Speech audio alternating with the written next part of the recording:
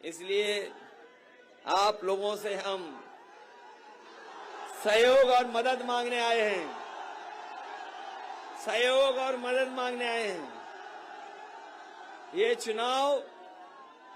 चुनाव केवल हमारा आपका नहीं है। ये चुनाव हमारे आपके आने वाली पीढ़ी के भविष्य का चुनाव भी है।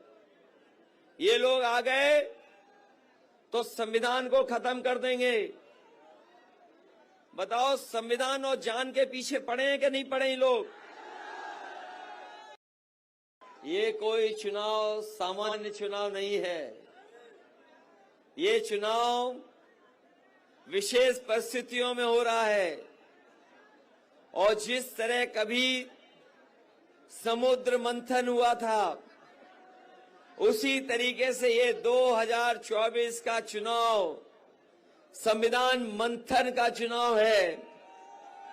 एक तरफ तो वो लोग हैं जो संविधान को हटाना चाहते हैं, संविधान के भक्षक लोग हैं, और यहाँ जो मैदान में दिखाई दे रहे हैं वो तमाम वो लोग हैं जो संविधान की रक्षा कर करके संविधान को बचाना चाहते हैं। और याद रखना नौजवान साथियों, ये आपकी नौकरी नहीं छीने हैं, आपका 1/3 जीवन इन्होंने बर्बाद किया है। बताओ, ऐसे लोगों को सबक सिखाओगे कि नहीं सिखाओगे? और मैंने तो कई बार वो गणित समझाया है नौजवानों को और सभाओं में जाकर के। अगर उत्तर प्रदेश के 60 लाख बच्चों का भविष्य इस सरकार ने अंधकार में डाला है, तो अगर केवल उनके माँ बाप का हिसाब लगा लें और एक परिवार के अगर 3 सदस्य इस सरकार से नाराज हैं, तो अभी तक जो परीक्षाओं के पेपर लीक हुए हैं, ऐसे 60 लाख बच्चे हैं जो प्रभावित हुए हैं। और ये 60 लाख बच्चों के अगर परिवार के सदस्यों को जोड़ दें केवल माँ बाप को, तो 3 का गुणा हम 60 लाख से कर दें तो 1,80,00,000 बनता है। और यही 1,80,00,000 अगर हम भाग दे दें 80 लोकसभाओं से, तो ये 2,25,000 वोट बनता है। बताओ, भारतीय जनता पार्टी के पास ये 2,25,000 वोट मनाने के लिए कौन सा हिसाब किताब है? हमारे किसान भाई और उनके परिवार के सदस्य बैठे हैं, यहाँ खड़े हैं।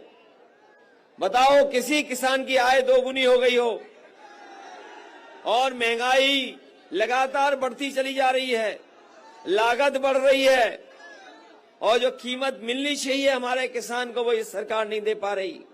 और यहाँ के किसानों ने, पूरे प्रदेश और देश के किसानों ने ऐसा भी समय देखा, उनकी फसल को छीनने के लिए, उनकी जमीन को छीनने के लिए ये 3 काले कानून लाए थे। हमारे किसान धरने पे बैठ गए थे, दिल्ली चले गए, सालों साल बैठे रहे, 1000 से ज्यादा शहीद हो गए, लेकिन किसान नहीं हटे। तभी हटे जब सरकार ने 3 काले कानून वापस ले लिए। बताओ किसानों, आपको धोखा दिया सरकार ने कि नहीं दिया? हमारे फौजी भाई खड़े हुए जानते होंगे और ये नौजवान जानते होंगे कि फौज की भर्ती जो होती थी वो पक्की नौकरी होती थी। हमारे फौजी भाई खड़े हुए जानते होंगे और ये नौजवान जानते होंगे कि फौज